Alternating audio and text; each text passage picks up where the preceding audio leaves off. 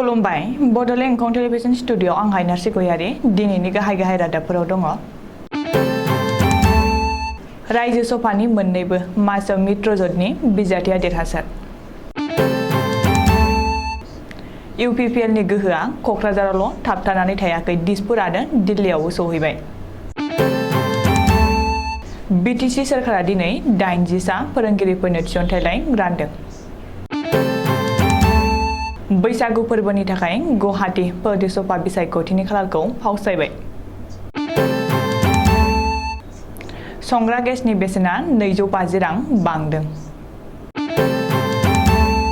बड'लेण्ड मुलुगसोलोंसालिनि एग्जाम कन्ट्रलारखौ बोख्लायनो एबसुनि दाबि। दानिया फैदो आबुं रादाबाव।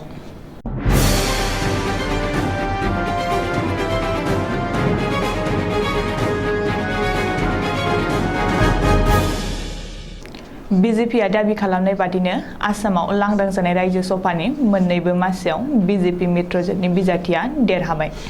रायजो सभानि मोन्नैबो मासियाव बिजेपि मित्रजोतनि बिजाथिया माखासे पदनि फारागथियाव देरहानो हादों। बेजों लोगोसे नैथि खेबनि थाखाय रायजो सभायाव थांनो रिपुन बर'आ सुजुग खोमानाय सिमाङा थेर-बेथेर जायो। रायजो सभानि गिबि मासियाव बिजेपिनि बिजाथि पबित्र मार्कारेटिया 46 पद मोनना देरहासारदों। बेबायदिनो नैथि मासियाव इउपिपिएलनि बिजाथि रोनग्रा नार्जारिया 44 पद मोननानै देरहानो हायो। हेंथा दोलोफोरनि जथायै फसंजानाय बिजाथि रिपुन बर'आ 34 ल' पद मोनना जेननायखौ मानिना लानांगौ जादों। मख'नो गोनांदि रायजो सभानि सेथि मासियाव बिजेपिनि बिजाथिया देरहागोना सिगांनिफ्रायनो रोखाखामोन। नैथि मासनि थाखायसो राजखान्थिया जादोंमोन, नाथाय जोबनायाव बिजेपि मित्रजोतनि बिजाथिया माखासे भटनि फारागथियाव देरहानो हायो। मख'नो गोनांदि बिजाथिनि सिगांजों कंग्रेस आरो AIUDF नि गेजेराव एना-एनि अजद होलायनाय आरो गावस्रालायनायनि जुनैनो थोजासे पद थासेयावबो हेंथा दोलोनि बिजाथि रिपुन बर'आ जेननो गोनां जादों होननानै माखासे थाखोआव सावरायदों। बेखौबो मख'नो गोनांदि रायजो सभा बिखायगथिनि सिगांनिफ्रायनो जागायनाय कंग्रेस आरो AIUDF नि गेजेराव अजद होलायनाय आरो सोंखारिलायनाया जोबनायनि मुं लायाखै। बेखौ नोजोर होयोब्ला हेंथा दोलोनि बेबायदि एना-एनियाव रायजोनि राजखान्थिया गोदान लामाजों थांनो हागौ होननानै सन्देह खालामदों आरो गोबाङानो सावरायसोदों। इउपिपिएलनि गोहोआ क'क्राझाराव थाबथानानै थायाखै, दिसपुर आरो दिल्लीयावबो सौहैबाय। बे बाथ्राखौ बुंदों इउपिपिएलनि दैदेनगिरि आरो बिटिसिनि बुंथिगिरि काथिराम बर'आ। मख'नो गोनांदि मैयासो खुंजानाय रायजो सभा बिसायख'थियाव रायजो सभानि नैथि मासनि थाखाय सायख'जानायनि उनाव इउपिपिएल दोलोनि बिजाथि रोनग्रा नार्जारिया दिनै गिबि खेबनि थाखाय बिटिआरआव आगान होफैयो।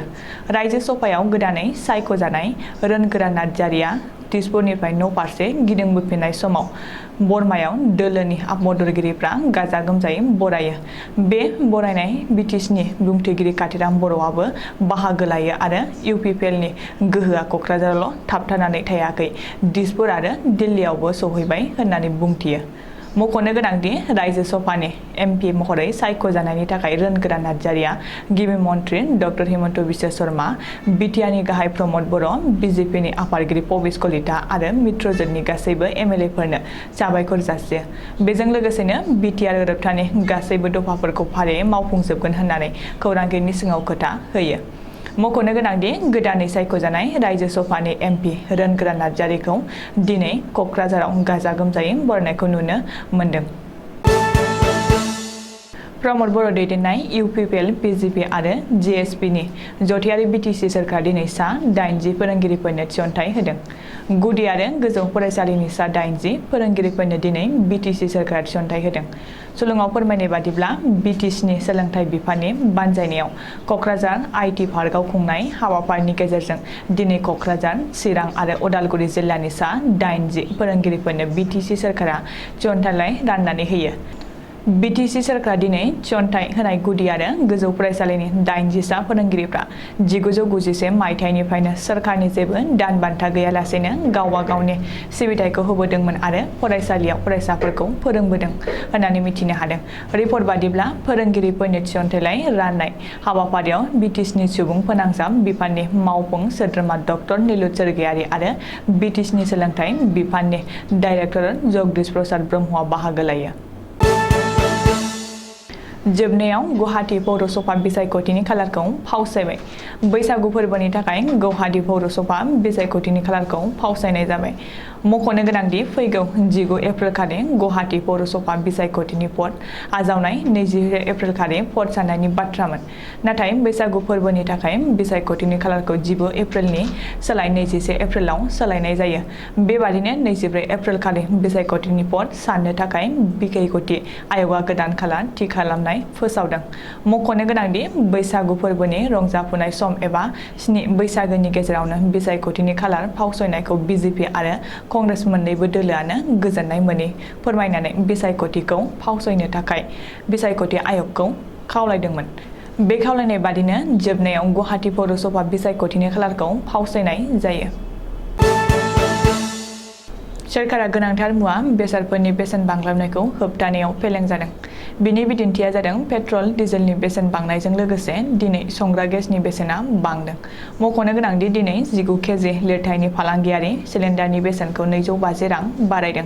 आरोबाव 250 रां बारायनायनि उनाव दिनै गंफ्रोमबो कमार्शियेल सिलिन्डारनि बेसेना 2253 रांसिम दावखोबाय। बावैसो सान सिगां न'आव बाहायग्रा गंफ्रोमबो सिलिन्डारनि बेसेना 50 रां बारायनाय जादोंमोन।